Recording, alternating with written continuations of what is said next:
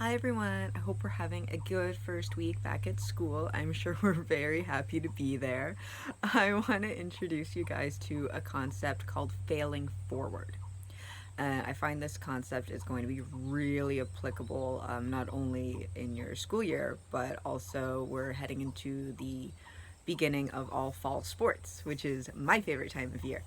So, this concept is working on your fear of failure. Now, the fear of failure is something that we learn.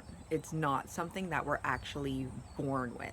Like, for instance, I would be totally afraid of being eaten by a lion. This is a natural, intuitive fear because we're talking about a threat to my actual person. Whereas the fear of failure is something that we teach people and we learn it as we get older. We're not born with it. Like if you think about a child who's learning how to walk, what happens when they fall down?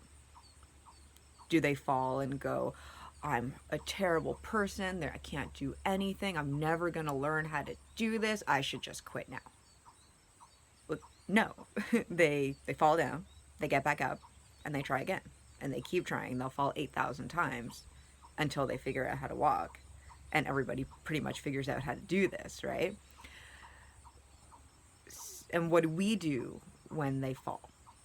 We don't say, you're terrible, you can't do anything, why are you falling down? We tell them, oh, it's okay, get back up, try again, good job. We encourage them, and somewhere along the way, we stop with that encouragement and we start to demonize failure as something that should be avoided at all costs. And this is getting in the way of things. So one of two outcomes happen with your fear of failure. And the first one is you're so afraid of making a mistake that you actually try too hard and you get in your own way. And the second thing that happens is you're so afraid of failure and you're so sure that you're going to fail that you don't try in the first place, right? You think that the failure is just inevitable, so I'm just not going to try. Both of these outcomes really hinder progress. They really get in the way of you moving forward at all. You may progress, but it's going to be a lot slower.